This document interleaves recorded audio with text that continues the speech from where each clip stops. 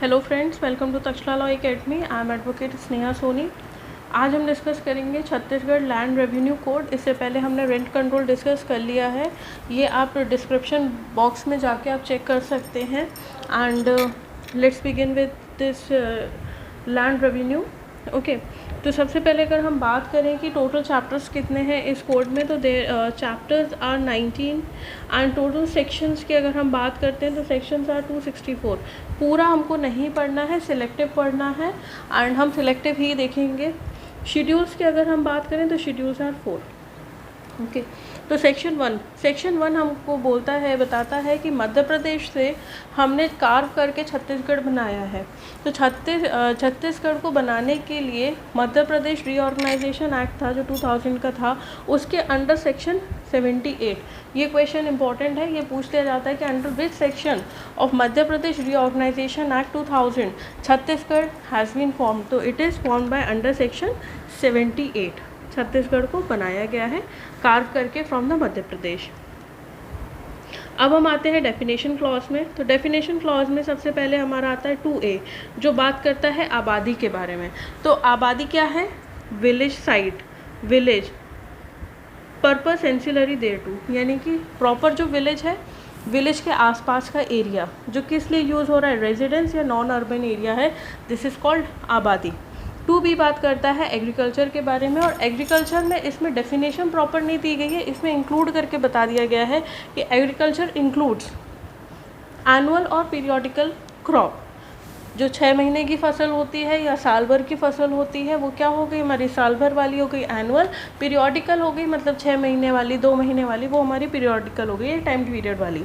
तो जैसे betel leaf पान के पत्ते हो गए, वाटर नट्स यानी कि सिंघाड़ा, हॉर्टिकल्चर जो हमारे फ्लावर्स की खेती हो गई, देन लैंड फॉर फोडर जो पशुओं के लिए जो चारा किया जाता है वो, then land for poultry, fishery and animal husbandry, यानी कि पशुपालन के लिए भी जो लैंड यूज़ हो रही है, this all comes into agriculture. ये सब कुछ किस में आता है? एग्रीकल्चर में आता है। देन बात करते हैं एग्रीकल्चर ईयर की। तो एग्रीकल्चर ईयर हमारा शुरू होता है फ्रॉम 1 जुलाई। एक्सप्रेसली नहीं दिया है 1 जुलाई से, या अगर कोई स्टेट गवर्नमेंट ने डेट नोटिफाई करती है तो वो हमारी डेट क्या होगी, एग्रीकल्चर ईयर की स्टार्टिंग होगी। बोनाफाइड एग्रीकल्चरलिस्ट कौन होता है?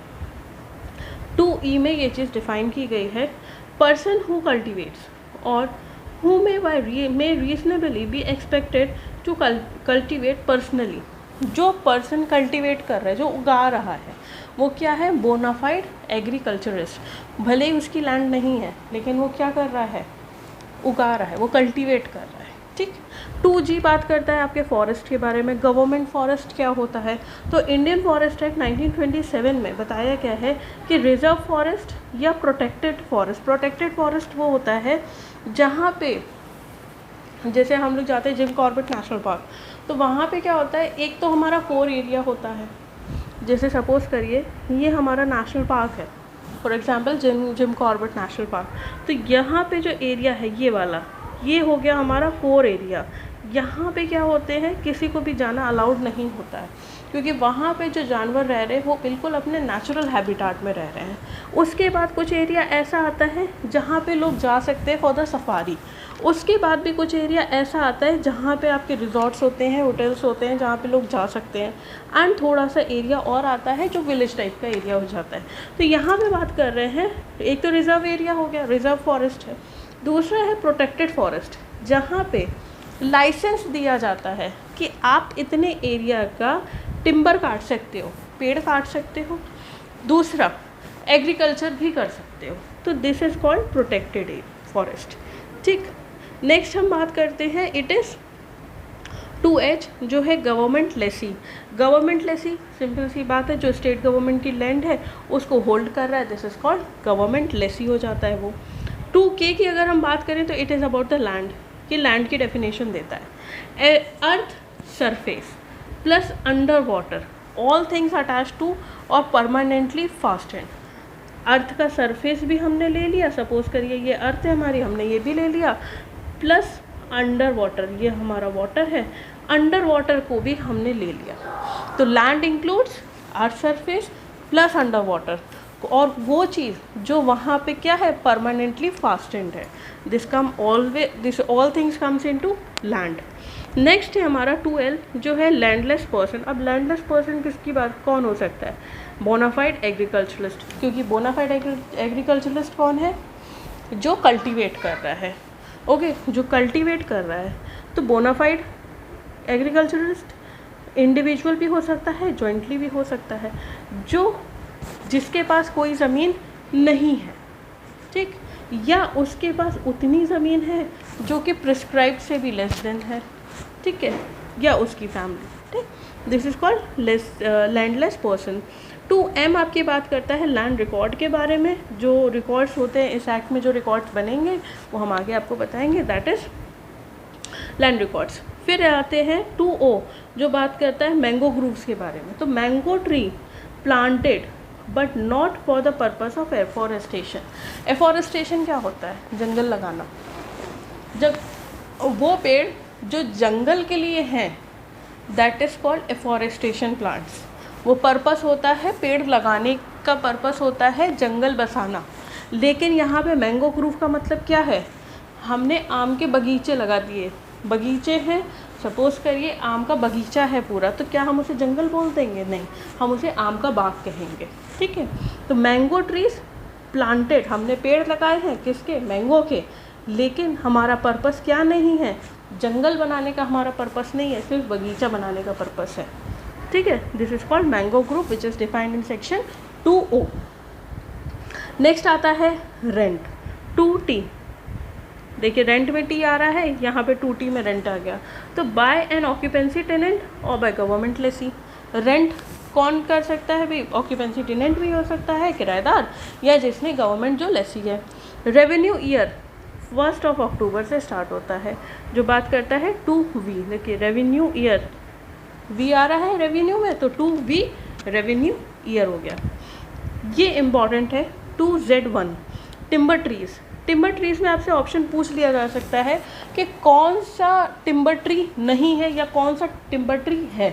तो सबसे पहले है सागौन, बीजा, शीशम, साल, तिनसा, साग, चंदन, हल्दू, मुंदी, अर्जुन, तुंदे एंड खाम्बर। ये सारे क्या हैं? टिम्बर ट्रीज़ है, ठीक। उसके बाद नेक्स्ट आता है हमारा 2Z4 अर्बन एरिया। अब अर्बन एरिया क्या होता है? Includes with in limits of any municipal corporation, municipality, notified area plus non urban area.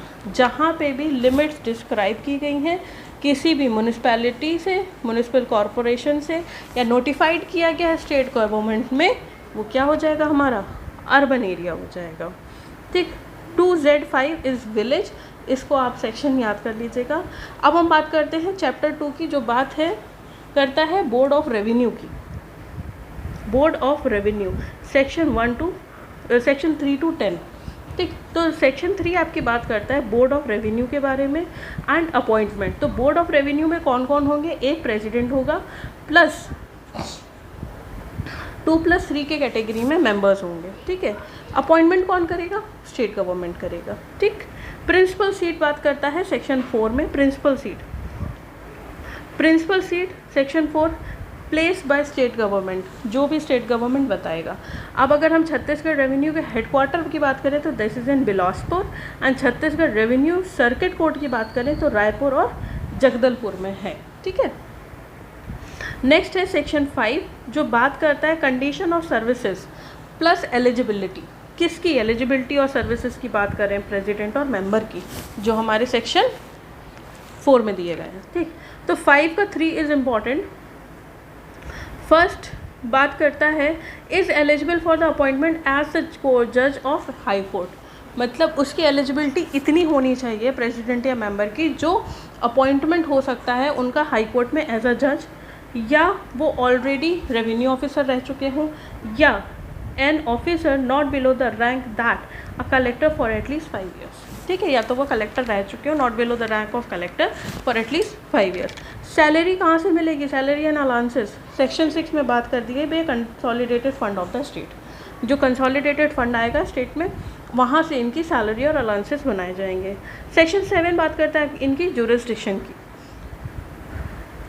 तो जो भी कोड ने दिया है जो रिस्ट्रिक्शन प्लस स्टेट बता सकती है, कोई सेंटर एक्ट है वो भी बता सकता है, या कोई अलग से स्टेट एक्ट है वो भी बता सकता है, on the chief revenue authority और चीफ कंट्रोलिंग रेवेन्यू अथॉरिटी।